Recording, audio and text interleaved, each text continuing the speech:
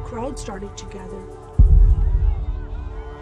The men were chanting in Arabic, "Allahu Akbar! Allahu Akbar!" And my father and I, as I was holding his hand, were pushed to the front of this crowd. In the center of this crowd was an Arabic woman, dressed just like this, and she was tied up and she was sitting on a box.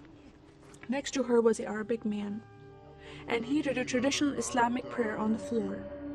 And he got up from the floor, and from his side, he pulled out this very long golden sword, and he beheaded the woman. My legs are shaking, and my heart is going fast.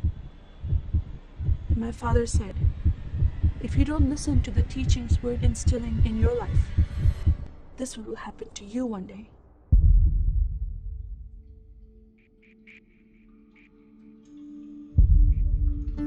I was born and raised in a small country by the name of Kuwait, a community of 98% Muslim population. 2 of my uncles are imams, and 1 is president of a mosque, where I would hear the call to prayer 5 times a day. As a Muslim, the word Yahudi, which means Jew, was instilled in me as a bad word, as a cuss word. The Yahudis should not exist. They should be killed, and I never thought to question why would I hate them. I never met Jewish people in my life. They never did anything to harm my family. I just hated them. Just the word brought hatred in my heart. It's very important to learn the Quran and the Hadith and even memorize it in Arabic. I even entered a competition where you recite a long chapter in front of Islamic leaders and teachers.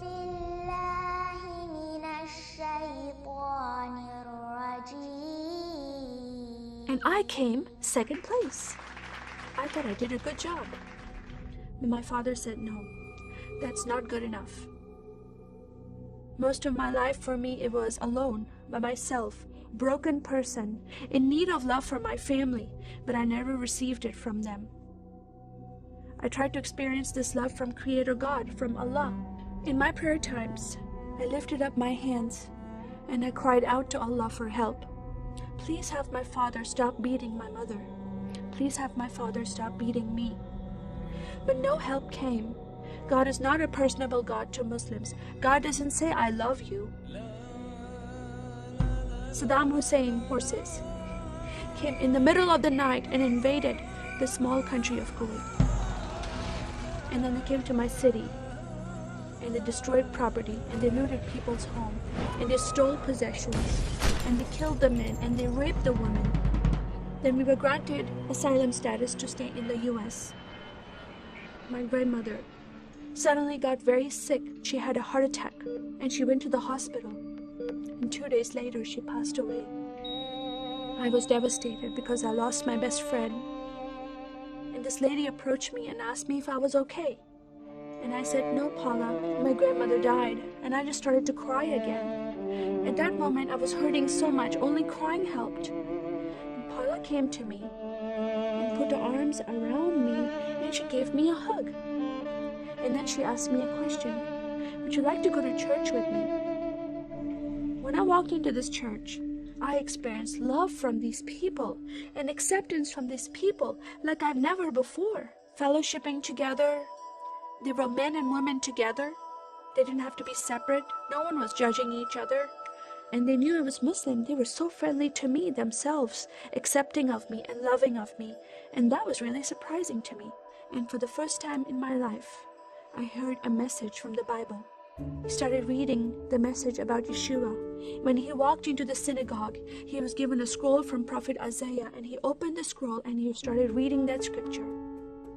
That the Spirit of the Sovereign Lord is upon me, because he has anointed me to preach the gospel to the poor.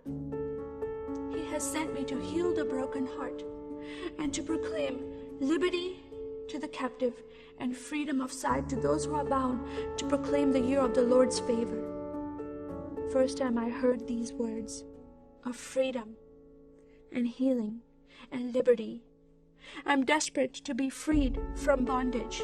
I was held captive in Islam, and I wanted to be freed from that. I was blinded with so much hatred in my heart. The darkness broke from my eyes. The veil came off my heart. I knew the decision I was making to leave Islam is a big decision. By Sharia law, Islamic law, it is death penalty. But I'm desperate to know a living God. In that day, I gave my life to becoming a follower of Jesus. This is the God of Israel, God of Abraham, Isaac, and Jacob. And the nation of Israel is God's heartbeat. And I said, God, forgive me. I did not know I hated your people. I love the Jewish people because it's their God, their Messiah that I'm following. And he told me to love them.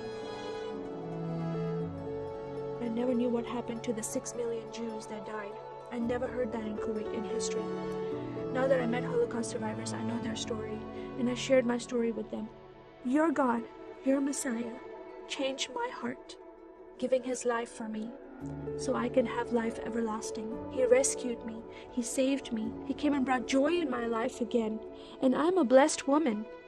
And I start crying, and they start crying, and we are able to relate to each other, and they embrace me, and they love me, and they experience some healing, I believe, when they hear my story. That is a privilege to have that in my life. I am one for Israel.